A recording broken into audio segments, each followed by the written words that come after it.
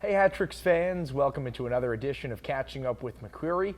I'm Doug Lattuca, the broadcaster for the Hat-Tricks, with Hat-Tricks head coach and general manager Billy McCreary. Coach, how are things? Doing well, just getting ready to go on the road here. Very exciting trip down to Wytheville, Virginia. First time ever, Blue Ridge Bobcats in their inaugural season. So 2 games coming up this weekend against Blue Ridge. But first, let's backtrack a little bit to last weekend. You guys have a very successful 3 games. You come away with all 9 possible points. What were some of the takeaways from those 3 wins? Well, I just think we're focusing on us. It doesn't matter who we play, and the guys are really playing some good hockey right now. From the goaltenders on out, they're confident and they're playing as a group. So I think the last 3 games have certainly shown that. The first game at home, of course, and then the 2 on the road against 2 teams that are fighting for their playoff lives, right? So you had Elmira for 2, a home and home, and then against Watertown. Did you feel any desperation from those teams? Of course, you're looking for points as well to hop Motor City, but those teams are really trying to get that final spot in the Empire. Yeah, I think they're fighting for that final spot. I think Watertown's got a couple games in hand on them, so Elmira certainly needs to take care of their points and do what they got to do to get into the playoff. But at the end of the day, we just want to make sure we're focusing on us. And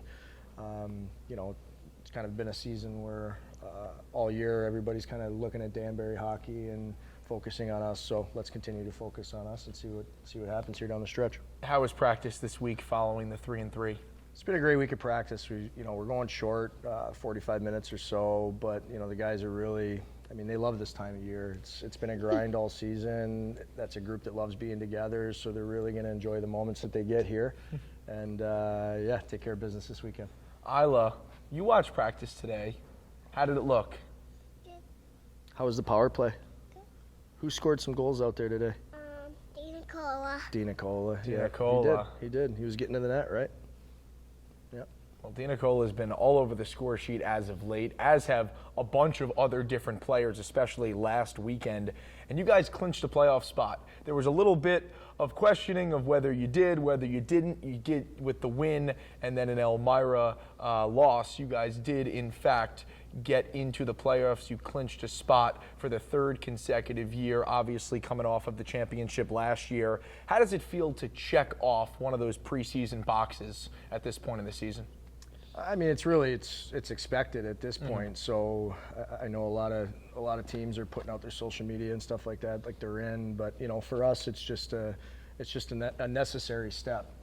It's good for our fans, good for the content, all that kind of stuff. But that's our expectation. We expect to be one of the last 2 teams standing and give ourselves an opportunity to win the championship every year. And so we're on our way there. So you guys in the playoffs now. The push is still on. 7 points behind Motor City. Very reachable in terms of getting that home ice advantage, which would mean game 2 and 3 here in Danbury. What are some areas that you'd like to shore up on the ice before the playoffs start? Continuing to just hammer on the details. So face-offs, I think we can be stronger on. Net front, late in periods, late in the game, I think we can do a better job of, being a little bit stronger, a little bit more physical. So, we're really, I'm really fortunate that we've got a group of guys in there that allows us to really work on the details, and we don't have to worry about, energy or compete level or being good teammates. Those guys, that's what they commit to every game, every day. So I'm in a pretty fortunate position as a coach here, and just gotta work on the details and iron out some things heading into the playoffs here.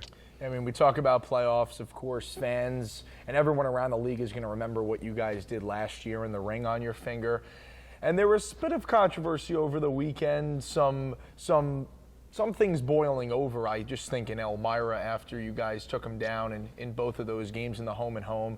And right after the final horn, you kind of referenced the ring, and of course, Dustin Jesso is on the other team. Kind of what happened there, and how do you kind of use it to motivate your squad moving forward and pushing for this playoff run and try to go back to back?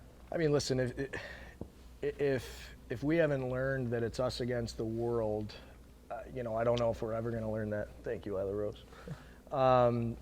I remember after that game just walking off the ice, and there was a hard, message from the league on, no nonsense between the benches and things like that. And, it's unfortunate because when I stepped off the ice, if you watch the video, you got about 18 players that come right after me, and they're all chirping me about my suit and this, that, the other thing. And, I chose to just kiss my ring and walk off the ice. And, I guess we live in a day and age now where that is inciting or hurtful to somebody's feelings, maybe. I don't know. But listen, if you're not playing this game to compete, we're trying to sell tickets. We're trying to build a league here, and it was great to see some fans in the seats in Elmira. It's usually a pretty vacant building, and if they want to survive and they want to be in this league for a number of years, they need fans in there. So I think rivalries are good. I think tension on the ice is good, and certainly I have no problem controlling myself on the ice and in those situations. I think the league is worried about maybe some other people that don't know how to control themselves, and but I'll take it on the chin there. We took the 9 points over the weekend. I'll pay my $500 and we'll keep moving on. That's it. Just the pockets feel a little bit more empty. That's about it. But you guys come away with the 9 points. You're right on the tails of Motor City. And as the season has gone on, you've added some players. You've gotten back healthy. You're still missing a couple guys, some key cogs in the machine. But it seems like night in and night out, you have some lineup decisions to be made. This weekend, again, you're missing a couple of guys. They're dealing with injuries. Some are unavailable. But how has that been for you, where some guy might not have played poorly, he just doesn't have a spot? How do you balance some guy being out for too long, trying to mix and match and putting together the best lineup to win games? It's a great question. It's probably the hardest part about my job right now is managing the roster and the energy levels and the mindsets and the emotions. And, but I got to give so much credit to the guys in that locker room because they just love each other. They're very selfless in there. And obviously they all want to play. They all want to be in those big moments, and certainly that's why we are where we are as a team. But they also understand that when push comes to shove, there's only a certain amount of guys that can go, and they got to be prepared for their next opportunity. If you look back last year at the playoffs, Kyle Gonzalez doesn't play in the first 2 rounds, and then he has to be ready to go in the finals. So vice versa, right? Somebody was playing in Kyle's absence, and then once Kyle came back, now that person has to cheer on Gonzo and the march to the championship. So those are the expectations here. Like I said, I'm very fortunate because of the guys in the room, what they commit to. Now you mentioned Gonzo. He had a couple of milestones, of course, came back on Friday, back in the lineup after about 4 months out, then played in his 100th FPHL game on over the weekend, and his birthday, of course, earlier on this week. What does he bring back to the lineup? Of course, he's been on the bench with you guys throughout the whole season, but him back on defense, playing with Xavier Abdella, seems like they were very comfortable in the game I watched on Friday and then on Saturday, Sunday together. What does he bring to the ice? Leadership, right? He's calm with the puck. He's poised. He's always communicating. We ask our D to be dictators, and that's what Gonzo is. So, it's great to have him back in the lineup. He's still on the bench, so we still get that leadership and that voice there. And, his presence out there is invaluable. Yeah, I was going to ask you about embracing the bad boy role as the season goes on and going into the playoffs, and you kind of hit the nail right on the head with that as we roll on. This weekend, Blue Ridge, first-year team. They've struggled as of late. They did just play yesterday on Wednesday, so they fell 6-2 to Carolina. They've struggled a little bit. There's still they're on the outside, and they need to win every game and have some help elsewhere. But what's kind of the scouting report on this Bobcats team? Most of the fans probably haven't watched much of their action, and this is the first time we're seeing them. Yeah, I watched them last night against Carolina. They're a hard-working team. They've got some offense. They've got good goaltending. Again, they play their ice is a little smaller than normal, so we have to be ready to make plays and get pucks in deep and forecheck. But they can play. They have Joel Frazee that started here. He's now down there playing some really good hockey for them. Good hockey player, great young man. So, they're all over their lineup. We're going to have to go down there and do a job against a really hard-working team. Have you ever played in an arena like theirs in sort of that big center where the ice is in the middle, but there's a lot of room on the outside? It's not a traditional hockey rink, and we'll see it firsthand this weekend, and I'm excited to see it. But have you ever played in an arena similar to that one? Yeah, down south you see some of those types of venues more often than not. So I remember like we were in Louisiana playing in an old like rodeo barn. That was probably the craziest place I've ever played. So yeah, I mean we'll play them in the parking lot, we'll play them in the mountains, we're playing wherever we got to play them.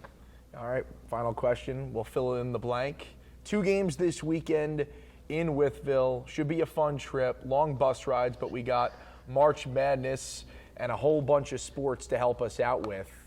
Actually, you know what? Before we get to the fill in the blank, I mean March Madness, right? We just discussed it. Your team's not in it, unfortunately. It was a tough year for you guys. Head coach is gone. But I guess you can't win them all, right? I mean, you already won the national championship in football. You can't be good at everything, right? No, you can try to be, but you can't. You can't always be. So if you had to pick a team to win it all this year in the NCAA men's basketball tournament, who are you going with? I am not a basketball guy, so I'm gonna give you an answer, and I'm gonna hope they're in the tournament. Okay. I'm gonna go with Duke. Duke is in the tournament, yes. They gotta be. They've yes. gotta be, right? They're a little bit under the radar right now because they're dealing with some inconsistent play. Okay. ACC is a little weak this year. Okay. Shout out to Syracuse. Couldn't even make the tournament for me. Just terrible. Just terrible. But Duke is in the tournament. They can always make a run. I mean, what about Providence? Is Providence? Providence, I do not believe is in the tournament. Get in? No, they did not. Only 3 teams from the Big East got into the tournament. Okay. Which is shocking. Many thought 5 or 6 would get in, but Yeah. UConn is one of them, and that's there you the go. team that I've got to go back to back. But our who horse. knows, right? It hasn't happened since Florida did it in the what is it, the 2006-07, I believe, is the time that they did it. So we'll see if there's a back-to-back champion. Fill in the blank. You guys come away with 2 wins. You're feeling good, and you close out the 4-game road trip. If you guys, if we can win the specialty teams battle, and if we can put pressure on their D, be the more physical team while also being, disciplined and playing Danbury hockey. well, you guys have scored a bunch of power play goals as of late, dating all the way back to the middle of February series in Watertown. As for Blue Ridge, they are last in the league on the power play. All right, 2 games coming up against the Bobcats this weekend. We're going to hop on the bus and go head down there, but enjoy the basketball, and we'll have the coverage for you on the Hat Tricks Digital Network on Friday and Saturday night.